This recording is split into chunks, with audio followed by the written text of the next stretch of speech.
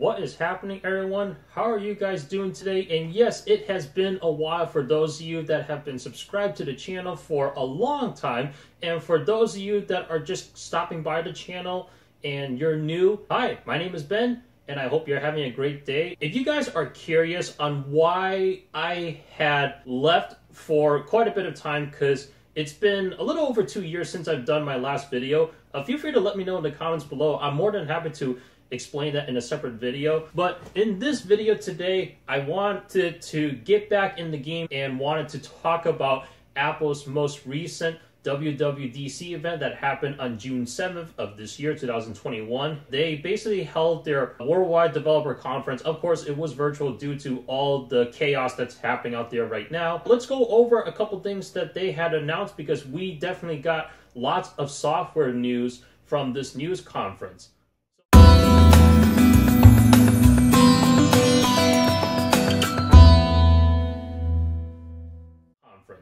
So the first thing I wanted to start is with iOS 15, and excuse me if you see me looking down on my laptop right here. I have all my notes and my summaries pulled up right here just to make sure that I don't miss any important details. I'm just going to be doing a brief recap of what they announced and then let you know what my favorite features are as far as each announcement has been made about these pieces of software. So let's first start off with iOS 15. They announced some new additional features when it comes to FaceTime. One thing that they announced was spatial audio. Basically, that will output the sound that's coming from the user that you are talking to in the direction that they are facing. There's voice isolation to block out any background noise. Otherwise, if you want the background noise back with the person speaking to you, there's that thing called wide spectrum. And with FaceTime, you also have grid view, which essentially, if you're in a group FaceTime call, you can go ahead and see exactly who's in that call all on one screen. Another thing they have added is portrait mode. So portrait mode basically focuses on the person that you are speaking to while the rest of their background is blurred. That way the person you're speaking to looks nice and clear, and the background, it's not as clear, so that you are completely focused on who it is you are talking to. Another feature for FaceTime is you have SharePlay. SharePlay allows you to listen to music and watch videos together if you are in a group FaceTime call. And on top of that too, which is my favorite, you also have the ability to share your screen. Definitely very helpful, especially if you have to do tech support for whoever you're trying to help that's non-tech savvy, whether that's a friend or family. It definitely makes it a lot easier to see what they are doing on their screen than having to explain over the phone and then kind of have to guess where they're clicking exactly. So this makes it easier, so you can be like, hey, tap here. Oh, hey, tap here. They're also going to have SharePlay APIs where developers can bring their apps into FaceTime so that you can also share those certain apps while you're in a FaceTime call. Very neat compared to some alternatives out there that offer the same feature too, like Microsoft Teams, Zoom, Google Meets, all of that good stuff. The next thing to go over is messages. They added some new features in here. One of them is being shared with you. You can also pin like certain content within your messages chat, and you can definitely use that later on if you wanted to do some research on whatever content that was pasted within your messages chat. The next thing they went over is Focus. So Focus basically redesigns the notifications a little bit here. Not only does it have a new look, but it gives you the ability to prioritize whatever notifications are a priority and whichever notifications can be handled at the very end at a later point. So that's very neat for those of you guys that get distracted very easily. I know I have, and I'm curious to see how this is going to play out. We'll have to see how it goes when iOS 15 comes out. The next thing is live text. If you're looking at a picture and it has some text in the background, whether that's a phone number or just text, you can copy that text using your camera, or you can highlight the text and then just do like a copy and paste anywhere. And if it's a phone number, you can highlight that and then make a direct phone call from your iPhone just by tapping on that number. Looking forward to see how that's going to play out. Spotlight search. So they added some additions right here. One of them is being able to search for your photos within Spotlight search. I've hardly used Spotlight search on my iPhone, so for those of you guys that use it a lot, that's an added bonus right there for you. Another thing they made improvements to is the Wallet app. They're bringing something called Keys, which is basically you can use it for pretty much just about anything, although there's probably still some things out there that most likely they're going to be adding in the future. One of them is being like, you can unlock your apartment, you can unlock your office. If you do go to work at an office and you use a badge to normally get in, your iPhone can help take care of that as well. Your iPhone can also be used for unlocking your car. Basically use it as a remote. And on top of that too, this gives you the ability to add your driver's license or ID in here. The purpose of this is to eliminate the wallet, and if your state supports having a digital license, well, the wallet app for iOS is one alternative to have. Next thing Apple covered is the weather app. This is a stock weather app that is preloaded into iOS before you start downloading third-party apps out there. They made some improvements. It has a new look. It gives you more information, and you have some redesigned animations. And on top of that too, it also adds a weather map on there. So that's basically all it is to it. I haven't used the weather app for a while. I normally use the weather channel, but I'd be curious to take a look at the weather app again and see how those improvements are. Next is Apple Maps. It basically gives you some more details as far as like all your routes and stuff, but you also have an added bonus called nighttime mode. It basically just makes the app have a darker theme applied when you're doing like some nighttime driving. As far as when you're in driving mode, to have it do turn-by-turn navigation for you, it has a better look to it. One example that Apple showed with Apple Maps that I really love is when you're on a highway or a freeway, wherever it's called in your state, they have an overview of what your next exit looks like, which is pretty neat. So you have an idea on which lane to stay in to take that exit properly, depending if that has 2 lanes, 3 lanes, whatever. The next thing Apple covered is for AirPods. Basically, they just gave some additional features for AirPods right here. One of them is being conversation boost. That's to help out people who have hearing issues to basically stay more connected to the person that they are speaking to, and that the sound that's being outputted to their AirPods, it's being focused on the person that is speaking right in front of them. They also give you the ability to announce notifications by allowing Siri to read those notifications to you. And if in the event that you lost your AirPods, you can use the Find My app to look for those AirPods, just in case if you happen to leave them somewhere, you go away, and then all of a sudden you get a notification on your phone saying, hey, AirPods is here, and you can try to track it from there.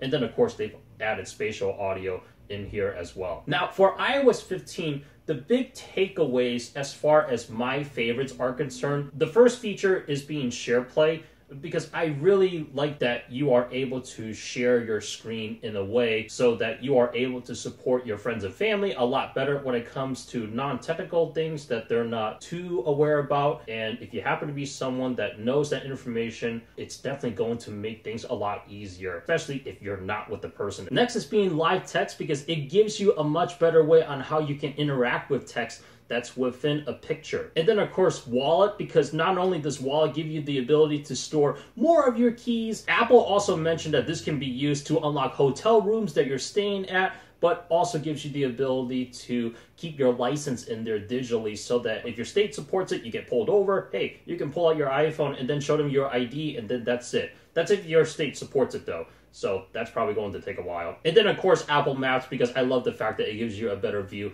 in general. I have to sip on some orange juice because it's a hot day out. I got the AC running, but my door is closed because I want to make sure the audio is a lot better. Otherwise, you'll be hearing that thing run.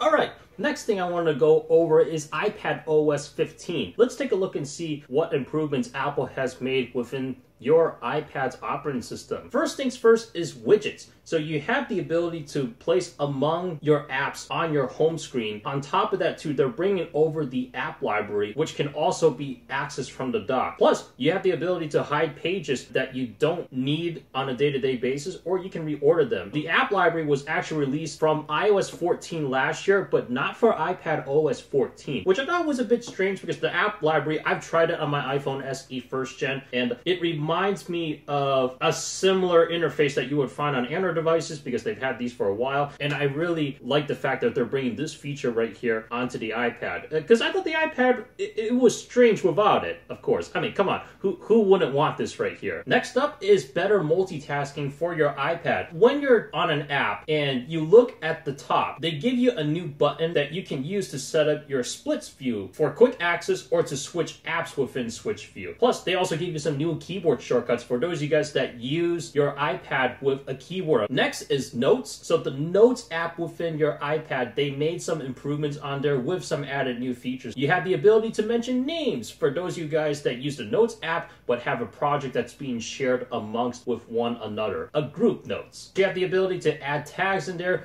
which makes it very helpful when you're trying to look up a note, you're trying to search for it, and with that tag, all you have to do is just search with the tag and then you're able to find your note, no problem. And now as you're using your iPad within other apps, you do have the ability to access the Notes app without having to exit and go in there at the same time. It's called Quick Note. You basically just swipe from the bottom right corner of your screen, it pulls up the Quick Note, and then you can just make your notes in there. Do whatever you need, type in notes, use your Apple Pencil, basically make your quick notes without having to exit the app that you're looking in. Next is Translate. So it's basically Apple's version of Google Translate. Being able to translate text into different languages, they are now bringing that into the iPad, and it's going to work the same way. You also have the ability to practice handwriting for certain languages that you're trying to learn. Up next is Swift Playground. This lets developers develop apps right on the iPad itself, and it works with Xcode on the Mac. This may explain why the most recently announced iPad Pro from Apple's last event in April, because they put the M1 chip within the iPad Pro. There have been some speculation and people were hoping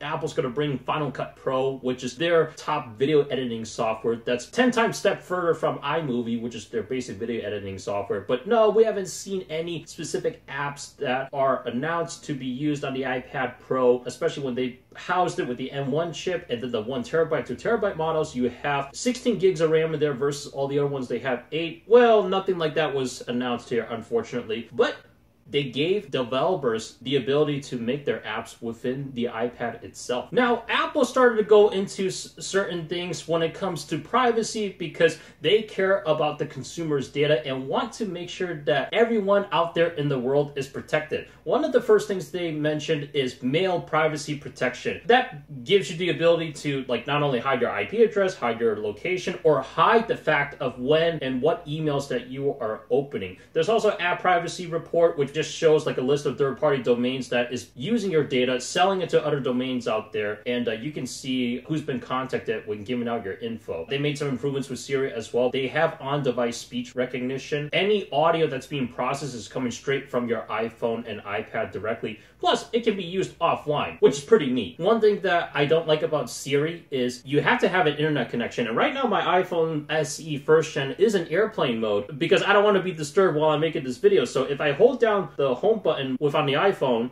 you can see I get that notification right there. Next up is iCloud. There have been some improvements that they made with iCloud, along with announcing some new features too. You have another way to recover your iCloud account, just in case if you don't know your password. You can basically add friends or family within your contact list so that just in case if you needed to recover your iCloud account, well, you can have a code be sent to whoever is on your contact list as another method to get that code. You call the person up, get the code, and then enter that in so that you have access to your Apple ID again, or to your iCloud account, either or. They've also added digital legacy. That gives you the ability to add people should in the event something happen to you and unfortunately, well, your life's done and you end up passing away. Not to make this sad, because we definitely don't want to think in that route, right? But this feature gives you the ability that in case if that were to happen and you literally have everything stored within your iCloud account, you can add people in there to access your iCloud account after that event happens to be in place. So whoever you've added into this list has the ability to access your Apple ID or your iCloud account. They've also announced iCloud Plus. It gives you private relay just to browse Safari safely with encryption in place. You also have the ability to hide your email address by just having them generate random email addresses so that if in the event you do have to provide an email address out there to some company or some website out there, they're not going to have your real personal email address. They're basically just going to be responding to you from whatever made up iCloud address that Apple gives them. They made some improvement for HomeKit secure video just by allowing more cameras to be connected. Alright, so what are some of my favorites about iPadOS / some privacy? My favorite thing about iPadOS is the widget, because from what I've heard with iPadOS 14, you pretty much had all your widgets all on one side and you can't place them anywhere. Now you have the ability to do that, and on top of that too, the app library. The one thing that kills me about iOS in general, and I guess iPadOS too, is you don't have the ability to have all your installed apps in one place like you do with Android. And ever since iOS 14 came out and they brought over the app library, I really do like it. Although there could be some improvements to it, in my opinion, I was very shocked that this did not come over to the iPad. And I was scratching my head wondering, okay, why is that not the case? How come iPadOS does not have the app library? Now they finally have it. I'm not sure what the holdup was or what went wrong to cause them to delay this and not come out at the same time as iOS, but hey, the app library is there right now. I'm happy and can't wait for this release to come out. Another favorite that I have about iPadOS is better multitasking. Definitely helps out when you need to switch in between apps at the same time. The Notes app got some significant improvements, making note-taking so much better on the iPad and a lot quicker too. That way you have an easier process to make those quick notes. Nice job, Apple. And then of course all the privacy improvements that's actually going to be coming for both iOS and iPadOS, so we can kind of just for that one put the two together as a favorite for each. But I really like how Apple is thinking of security just to make sure that all your data is private and it doesn't just get sold out there. Oh boy, here comes some more orange juice.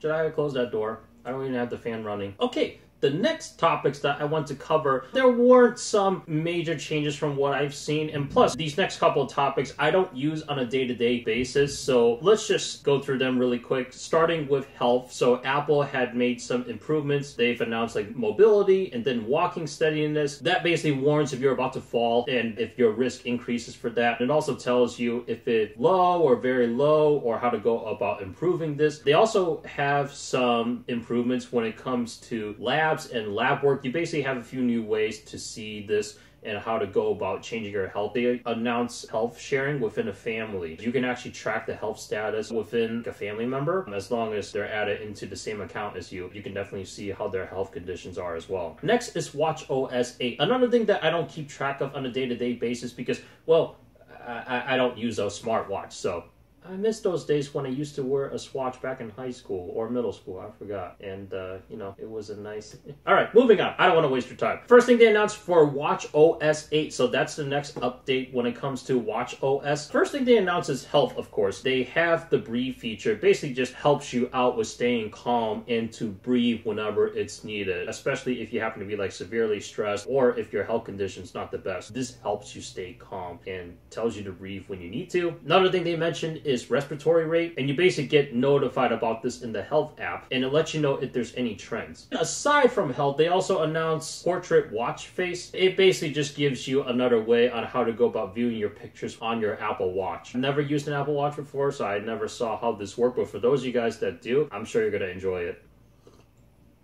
I promise that's my last sip of orange juice in this video because I have one more exciting thing to talk about. That's macOS Monterey, the next OS update for the Mac operating system. Now, just a quote-unquote, obviously, I have a PC right in front of me right here. It's a Lenovo ThinkPad. However, I do use a Mac Mini 2018 on a day-to-day basis. This is just my study laptop here, that's all. And, well, that's what I'm using right now to share my notes with you. So, don't worry, I'm still a Mac person. I jump in between Windows and Mac every day, so. But yeah, let's cut to the chase. For macOS Monterey, all the new FaceTime features that they had announced in iOS 15, that's also coming over to macOS as well with Monterey. So that means you're going to get SharePlay, you're going to get Share App Window, etc., etc. And you know those focus features that they mentioned within iOS 15, that's coming over to macOS Monterey too. In fact, they're coming to all the versions out there that they've just released at this developer conference. But one new thing that they mentioned is universal control. Universal control basically allows you to use one keyboard and one mouse between your iPad and your Mac. And this works with more than 2 devices, and this is totally awesome.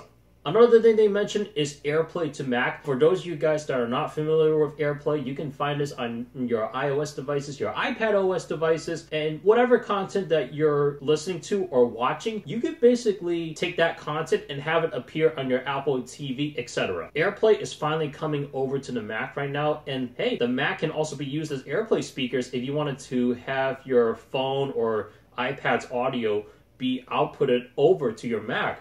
Nice! For those of you guys that are familiar with the Shortcuts app on your iPhone and iPad, well, guess what? That is coming to the Mac as well. Now, Safari, the one browser that is made by Apple, is getting some improvements too, along with a new UI. Not only are you going to have the new privacy features that we had briefly discussed earlier in this video, it'll also have a new look. It'll look a little bit different across all three of the devices right here, but it relatively works the same. But you have the ability to use extensions within Safari, and on top of that, you can also use those same extensions on your iPhone and iPad as well, just by keeping all the devices synced together. When it comes to macOS Monterey favorites, I don't have that many favorites because some of the favorites that I had within iOS and iPadOS, they apply the same into macOS Monterey, such as the same FaceTime features that was announced for iOS 15. You're also going to get that within iPadOS 15 and macOS Monterey as well. But the one thing that I am excited for is universal control. Why? Not just only can you use one keyboard and one mouse across your iPad and your Mac, you also have the ability to drag and drop files in between those devices. And I really love the example that Craig Federighi had shown within the Apple keynote. He started off with showing a MacBook Pro and an iPad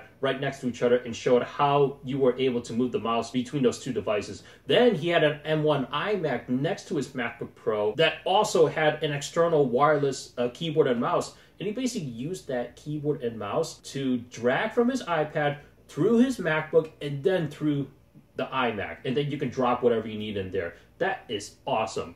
With all these software updates, when are they coming out? Well, if you're a developer, that had actually been released on the same day that Apple hosted their keynote. For the public, this will be coming out in July, and then the final official release that will be released to all consumers out there, this is coming in the fall of 2021. My overall thoughts about this worldwide developer conference that Apple just had recently. No hardware has been announced, unfortunately, which I know some people, they were hoping for the new MacBook Pros to be announced, etc., etc. But Apple doesn't really announce hardware at every single worldwide developer conference. This is more of a conference for the developers. And on top of that, too, this is more of getting some new features added to some of the software that we use out there on some of these devices. At least we get to see what the future of these software updates are going to be once they're finally released. And I will say, Apple's doing good. And I can't wait for the fall to come. I was so surprised to see the amount of devices that are going to be supporting these new operating systems, like my iPhone SE first generation, for example. This is the first gen iPhone SE from 2016, and it's going to be able to get the iOS 15 update. I'm super excited about that. I am curious what is going to work and what's not going to work. We'll have to see how that comes when the update comes to this phone right here. So what do you guys think about Apple's most recent WWDC event? Were you excited? Were you not excited? Were you disappointed?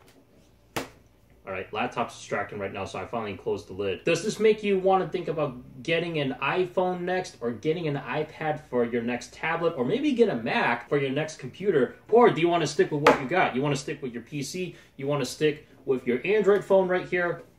Yes, I do use both, except one's on cell service. Leave your thoughts in the comments down below. Thank you so much for watching. I am very excited to start making videos again, and let me know what kind of content you guys want to see. If you enjoyed this video, hit the like button and subscribe for more videos like this. Also, if you want to follow me on Twitter, go ahead and do so. I will leave a link to that in the description below. Definitely give me a follow over there, because sometimes I may be tweeting things as things come out and then give you my first impressions on whatever is out there right away. I also retweet articles or tweets that I find interesting and I want to share with you guys to have you read along as well. That's it. Thank you so much for watching, and I will see you in the next one.